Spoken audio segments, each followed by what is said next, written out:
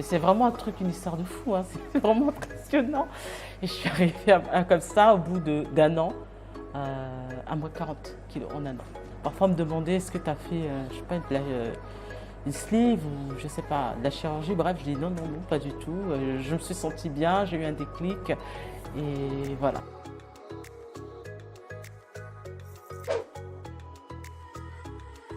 Et j'ai pris le poids au fil des années sans m'en rendre compte.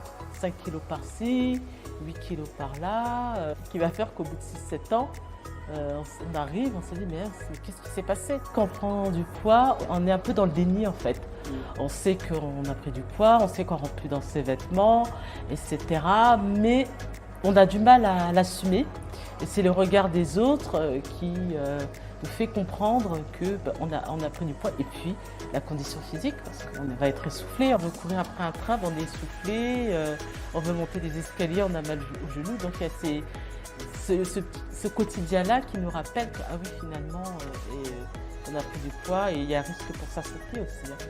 Mais à un moment donné, on a un déclic, on se dit, vaut mieux tard que jamais. Et pas se dire parce que, bon, on a laissé filer les choses, qu'elles soient irrattrapables. Non, on peut toujours reprendre des choses en main. Il n'est jamais trop tard. J'ai essayé de ne pas manger. Par exemple, je ne mange pas le soir ou je réduis de façon assez importante les repas quotidiens. On tient 2-3 jours et on se venge 2 semaines après, on reprend et on reprend voire plus même. Donc on rentre dans un cercle vicieux qui n'est pas terrible pour la santé et on est découragé. Les sachets hyperprotéinés, une époque que j'avais essayé. On a faim, on est coupé du lien social. On va chez les gens, attends, je vais aller chercher mon sachet. C'est pas terrible. Les premiers jours dont je suis inscrite, je me sentais bien, etc. Et ensuite, passé 3-4 semaines, on commençait à me regarder. Au travail, je croise une collègue dans l'ascenseur qui me dit « Tiens, tu n'aurais pas maigri, toi, par hasard ?» Elle m'a dit oh, « Je trouve que ton visage s'est affiné, etc. » Je suis passée à 2 fois par semaine. Je n'ai pas compris ce qui s'est passé. Ouf. 1 kilo la semaine. Ensuite, la semaine suivante, 1 kilo. À la fin du mois, j'avais perdu 5 kilos. Passé les 2 mois, je vois que je suis à moins 8 kilos. Tiens. Et puis tout d'un coup, moins 15.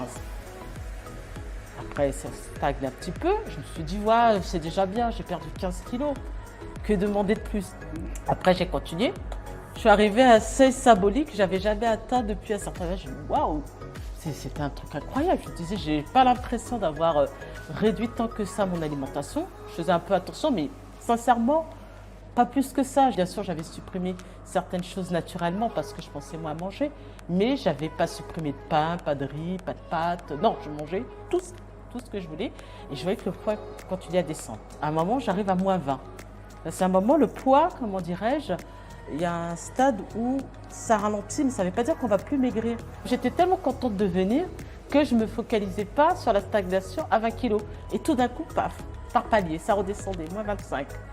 Et le maximum où je suis arrivée en perte, pour être honnête avec vous, c'est 40. Mais c'est vraiment un truc, une histoire de fou, hein. C'est vraiment impressionnant. Et je suis arrivée comme ça au bout d'un an, à moins 40 kilos en un an. Chaleureuse, bienveillante.